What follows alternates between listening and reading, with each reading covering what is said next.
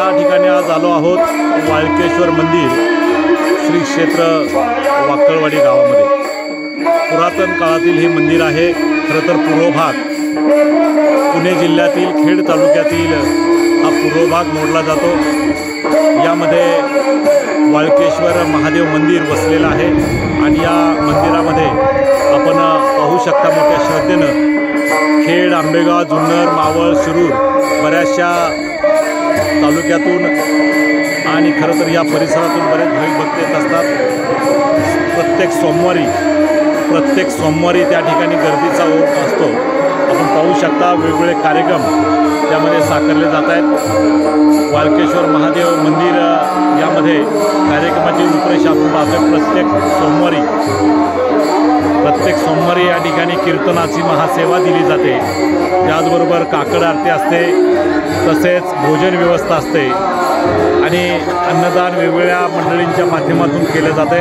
हा बोर्ड आपण पाहतोय हे सगळं करताना वाळकेश्वर महादेव देऊळ ट्रस्ट, वाळकेश्वर भजनी मंडळ आणि समस्त ग्रामस्थ वाकळवाडी हे सगळं मंडळ पाहत आहेत। आणि या मंदिराच्या परिसरामध्ये आपण जर पाहिलं तर खऱ्या अर्थानं निसर्गाने सजलेलं हे मंदिर आहे। पाठीमागच्या बाजूला जर पाहिलं तर घनदाट अशी झाडी, गर्दी, त्याचबरोबर ओढा नाला वाहताना आपण पाहतोय। इकडचा जर परिसर पाहिला तर पलीकडे आपण रेटवडी मार्गाने जाऊ शकतो। पाऊलवाट त्या ठिकाणी आहे, तर पुढच्या बाजूला रस्ते पाऊलवाटाचे आहेत। या मंदिर परिसरामध्ये सहलींसाठी वेगवेगळ्या गावातून शाळेतील विद्यार्थी येत असतात।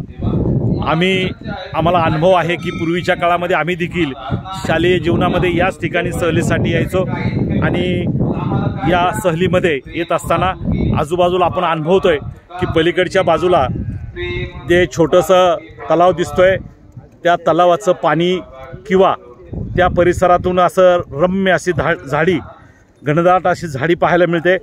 जेणेकरून आपण भीमाशंकर परिसरामध्ये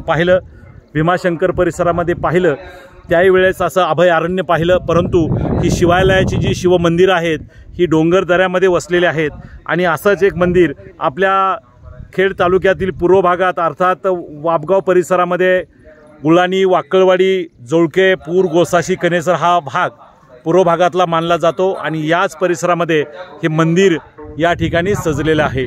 खऱ्या अर्थाने या गावातील भाविक भक्त किंवा या गावातील ग्रामस्थ मोठ्या श्रद्धेनं या मंदिराचं सगळं काही पाहणी करत असतात। यामध्ये धार्मिक विधी, धार्मिक कार्यक्रम नेहमीच संपन्न होत असतात। प्रत्येक सोमवारी या ठिकाणी हा सोहळा साकारला जातोय।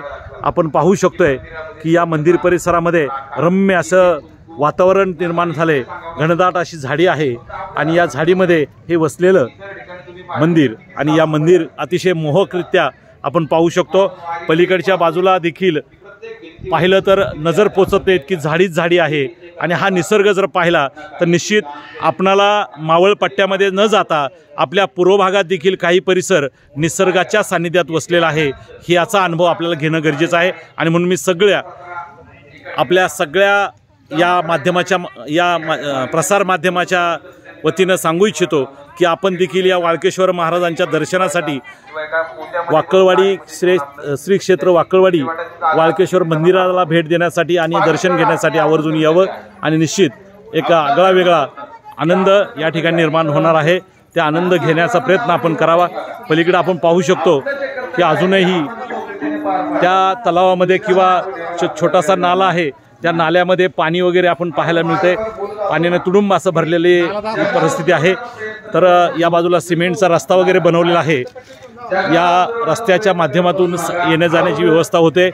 शिवरात्रीला या ठिकाणी यात्रा असते आणि या यात्रेच्या निमित्ताने आपण प्रत्येक वर्षी अनेक भाविक भक्त येत आहेत। कीर्तन सोहळा या ठिकाणी चालू आहे।